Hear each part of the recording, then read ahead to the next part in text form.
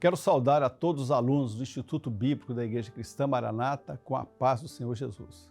Nós estamos agora no terceiro módulo sobre o pecado original. Nós finalizamos a última aula falando a respeito da história de Abraão. É claro que falamos sobre a história de Abraão, demos apenas sobre o chamado dele e como ele foi obediente ao chamado, estabeleceu no lugar onde seria ali edificado um altar. Aquele altar que foi o sacrifício de Jesus, que derramou o seu sangue e cumpriu ali o projeto da redenção. Então era necessário que Abraão ali estabelecesse. Ele tinha que cumprir o projeto de Deus, tinha que cumprir o chamado. Ele não podia parar no caminho, achar que já andou bastante, que ali era suficiente, não. O homem ele é chamado para um projeto e ele não tem que retornar mais. O homem não tem mais como retornar ao chamado de Deus. Deus fez um chamado, Deus chama o homem para iniciar um caminho que vai levar ele de volta até a árvore da vida. E para ele chegar, ele não pode interromper a sua caminhada nunca. Abraão não interrompeu a sua caminhada, ele continuou. Ele prosseguiu e foi até o momento que ele foi sepultado ali. Mas ele não declinou, não voltou atrás no seu chamado. Ele foi fiel ao chamado. Foi obediente. Isso agradou a Deus, a obediência de Abraão. Um homem que agradou a Deus pela sua obediência. Diferente de Adão, que desobedeceu, Abraão obedeceu em todas as coisas. Então nós vemos no Velho Testamento a figura do Pai, através de Abraão, para que o projeto de Deus fosse de resgate do homem, para que o homem retornasse de volta de onde ele nunca deveria ter saído, que é da presença da comunhão com Deus. Agora nós chegamos ao Novo Testamento. No Novo Testamento, nós vemos agora a figura do Filho, o Senhor Jesus. Agora, da mesma forma que Abraão recebeu um chamado, Jesus também recebe uma ordem. Jesus recebe uma ordem do Pai. E quando nós vemos a ordem, porque diz o seguinte, ele foi obediente até a morte e morte de cruz. Porque ele era esse projeto. Então Jesus nasce e ali, quando ele nasce, houve uma festa. Quando os pastores estavam ali guardando o rebanho à noite, os anjos vieram cantando louvores e os pastores estavam ali, se alegraram, alguma coisa aconteceu. Nós vamos até Belém, vamos ver o que aconteceu. O que o Senhor nos fez a conhecer? Que festa, que coisa. Israel dormia, os religiosos dormiam. Eles nem prestaram atenção naquilo. Era muito pouca gente, eram os pastores que guardavam o rebanho, mas eles estavam atentos àquele momento profético, que surpreendeu a muitos, mas não aos que estavam vigilantes. Aos que estavam vigilantes, esses sim viram acontecer o grande momento. E quando aconteceu aquilo, Jesus nasceu. Que coisa boa, hein? Que experiência maravilhosa eles poderem chegar ali e ver o menino ali nascido, novo, o Salvador, aquele que seria toda a esperança do homem. E Jesus ele cresce ali, aquela família, Maria, José, e quando ele já tem a consciência da sua vida, ele começa já a trabalhar nos negócios do Pai. E Jesus começa o seu ministério. E no seu ministério ali, ele já começa a primeira vez, ele prepara o jejum e ele é tentado pelo adversário. A mesma voz que Eva ouviu lá no Éden, agora soa no ouvido de Jesus. Diz, olha, tudo te darei se prostrado me adorares. Olha, não precisa morrer na cruz, não precisa subir ao Calvário. Eu posso te dar tudo isso dispensando esse sacrifício, essa dor, esse sofrimento.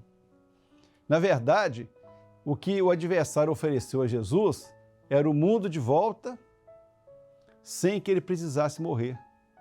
Ou seja, é como se Adão comesse da árvore da vida na condição de pecado, de maneira que o homem não seria resgatado e que ambos, tanto o homem como Jesus agora, poderíamos imaginar isso, estariam uma eternidade sem Deus. Então o homem não teria uma eternidade com Deus.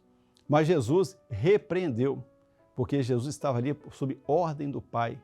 E a ordem é edificar um altar ao Senhor. E Jesus, no seu ministério, chegou um momento em que os discípulos estavam ali. Ele perguntou, que dizem os homens ser o Filho do Homem? Então, nós vemos aquela palavra, até que Pedro fala que tu és o Cristo, Filho de Deus. E quando Jesus diz que o Filho do Homem vai ser morto. Pedro, não, Senhor, isso não vai acontecer com o Senhor de jeito nenhum. Jesus falou assim, olha, para trás de mim, porque quem está falando ali é o adversário. Eu não estou aqui para ouvir a voz do adversário, não. Porque a tentação de Jesus era sair da cruz. Por isso que Jesus, ele teve que, como valente, enfrentar aquelas provas. Porque a cruz era um sofrimento terrível, era uma vergonha atroz. Mas a palavra de Deus diz que ele continuou. Quando estava ali, nos seus momentos finais do seu ministério, no momento que ele suava sangue, já aquele momento de sofrimento, de dor, no momento que vem ali os guardas para o aprisionar, Pedro ainda, vou te defender com a espada. Jesus disse, olha, calma, se eu quisesse, eu oraria ao Pai, e os anjos viriam aqui, eu seria tirado dessa situação a hora que eu quisesse. Mas eu não estou aqui para fugir do desafio. Eu não estou aqui para desobedecer a ordem do Pai. Não estou aqui para fazer a minha vontade, mas estou aqui para fazer a vontade do Pai. Estou aqui para fazer a vontade daquele que me chamou, daquele que me comissionou. E quando o Pai me deu uma ordem, ele sabia a quem eles davam essa ordem e que eu seria fiel para cumpri-la. E Jesus rejeita a ajuda dos discípulos e rejeita o chamado dos anjos para o tirar dali. A palavra de Deus diz que ele vai obediente ali. E aquilo que nós vemos profeticamente, aquele momento extraordinário do Senhor Jesus ali na cruz, nós vemos ali, quando ele é colocado ali na cruz, o sangue é derramado, a palavra de Deus diz, houve trevas naquele momento, houve dor, escuridão, os homens batendo no peito, aqueles terremotos, uma situação em que o homem que olhava ali viu uma coisa terrível. Mas quando nós vamos lá, vamos pular um pouquinho, Apocalipse, João estava naquele momento ali. João, o evangelista, ele estava junto com Jesus na cruz e viu tudo aquilo. Lá, quando ele já estava bem velhinho, no céu, arrebatado, ele viu aquela mesma cena, mas não na terra, ele viu aquela cena no céu. Quando ele chorou, porque ninguém era digno de pegar o livro e desatar os seus selos, nem de olhar para o livro. E ele começou a chorar. Diz, ó, não chores. Eis ali o leão da tribo de Judá, que venceu, e ele é digno de abrir o livro e desatar os seus 7 selos. Então João, quando ele olha, ele vê um cordeiro como tendo sido morto. Mas peraí, mandou e disse que era o leão, mas eu estou vendo um cordeiro como tendo sido morto. Porque Jesus, quando ele foi à cruz, ele foi como leão. Porque ele teve que enfrentar o adversário, teve que enfrentar os discípulos, teve que enfrentar muita gente que não queria que ele fosse na cruz. O adversário não queria que ele fosse na cruz, não, de jeito nenhum. Mas é porque se ele não fosse à cruz, estaria desobedecendo o Pai. E Jesus não era desobediente, nunca foi, foi obediente. Então, no céu, enquanto na terra houve um momento de dor, de tristeza, escuridão, a Bíblia diz que no céu houve uma festa, foi cantado um hino, houve uma glorificação, uma festa no céu. O que aconteceu? O Filho de Deus morreu na cruz, o sangue foi derramado, o projeto se cumpriu, ele foi obediente e agora o resgate foi pago. Agora aquele fardo que Adão não conseguia carregar, Jesus carregou. Aquele peso do pecado insuportável para o homem está todo nas costas de Jesus. Então nós vemos que Jesus, como obediente ao Pai, obediente, atento ao voto do Senhor, ele cumpriu aquilo de maneira que nele se cumpriu o projeto do Senhor.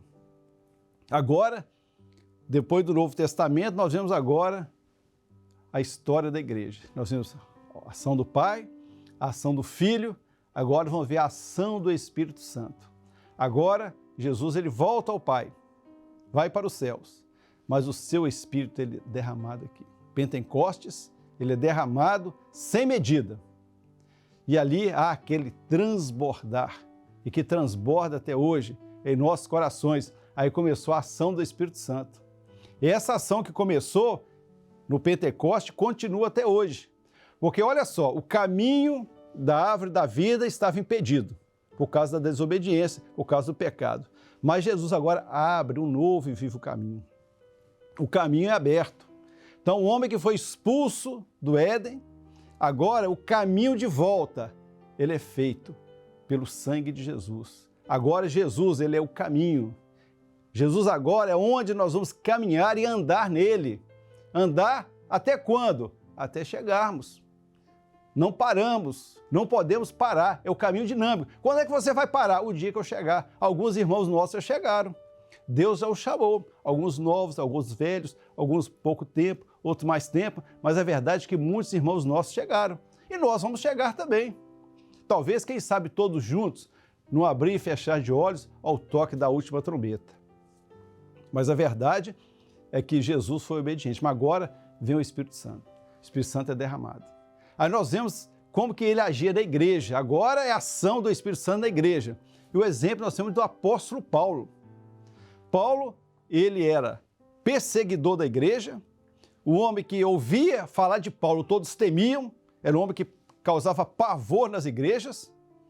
Eu sempre digo, às vezes, o sonho de consumo da igreja é que Saulo, né, fosse atropelado por uma biga. Vai ter um culto de glorificação porque Saulo foi atropelado. Aquele que nos perseguia não persegue mais.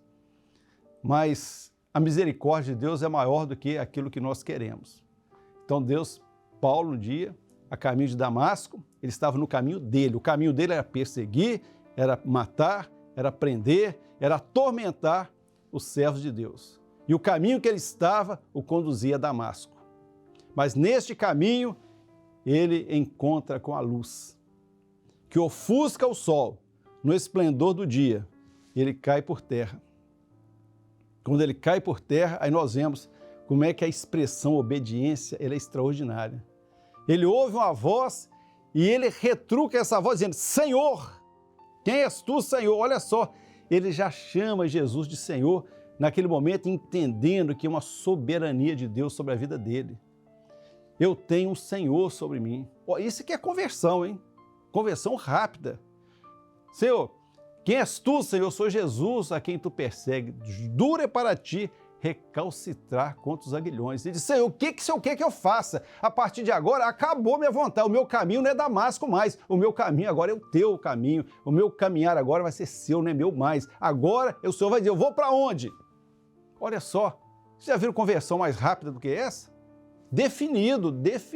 E olha, já começou a jejuar e orar.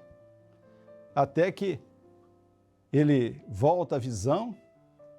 E agora, quando ele, no seu ministério, ele começa a testemunhar e com o rei Agripa, ele diz, rei, eu tive um encontro com Deus.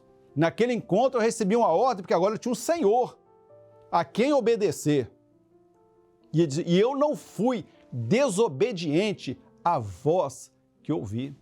A voz celestial, eu não desobedeci a ela. Nós vemos então aquilo ali, a ação do Espírito Santo na obediência na igreja. Um homem obediente, não fui desobediente à visão celestial. E Paulo ficou só ali? Não, Paulo continuou a caminhada. Paulo não parou a caminhada. Ele foi.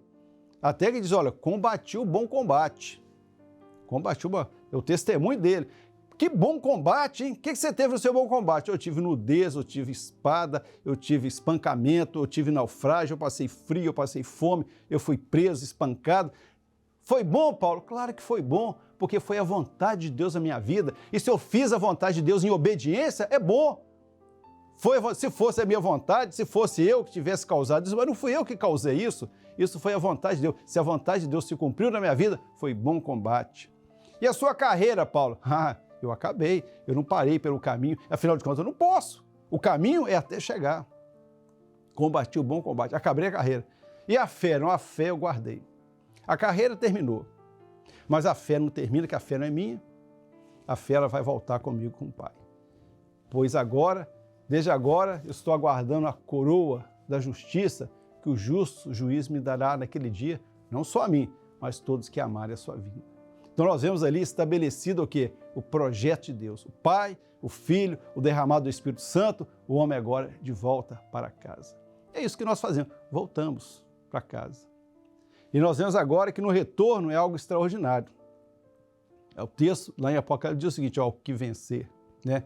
Quem tem ouvidos, ouça o que o Espírito diz às igrejas. Ao que vencer, eu darei de comer da árvore da vida. Aí nós finalizamos assim, Quando o homem ouviu a voz da serpente, ele comeu da árvore do conhecimento do bem e do mal e foi impedido de comer da árvore da vida e foi expulso da presença de Deus. Mas agora quem ouve a voz do Espírito, vence, ele sim entra no jardim de Deus. Ele come da árvore da vida, porque a voz que ele está ouvindo é a voz do Espírito. Em obediência a esta voz, fiel até a morte, ele participa do tudo de bom, do melhor que Deus tem para o homem. Então esperamos agora, nesses 3 módulos, ter dado aos irmãos, aos alunos, uma compreensão daquilo que é o pecado original. Veio da desobediência do homem, aquilo que Deus havia determinado, ele que causou tudo aquilo, mas Deus trouxe o homem de volta, porque o homem estava perdido, ele não tinha como voltar, então Deus teve que achá-lo, encontrar o homem e trazer de volta, através da obediência. A desobediência o afastou, a obediência o trouxe de volta. E olha só o trabalho que teve o Pai, o Filho, o Espírito Santo, até o momento que uma infidelidade, ele volta para a casa do Pai. É isso que nós estamos. Hoje nós estamos no caminho, hoje estamos caminhando. Até quando? Até chegarmos. Quando é que eu vou chegar? Não sei. Quando é que nós vamos chegar? Não sabemos. Mas nós estamos no caminho. Estando no caminho, a hora que chegar na casa do Pai, ele vai nos receber de volta. Olha, vinde, benditos do meu Pai. O Pai, Jesus, quando nós estaremos com Ele ali na glória. É o momento que nós esperamos. E assim, nós encerramos esse módulo do pecado original e os irmãos que estão participando conosco, os alunos, aproveitem o material que é dado. Nós temos aqui o material audiovisual, temos as apostilas, pesquisem, leiam na palavra de Deus, aprofundem mais no assunto, que poderão contribuir muito, muito para o crescimento e o entendimento desse tema que é importante para nós termos conhecimento. E assim, nós nos despedimos de todos com a paz do Senhor Jesus.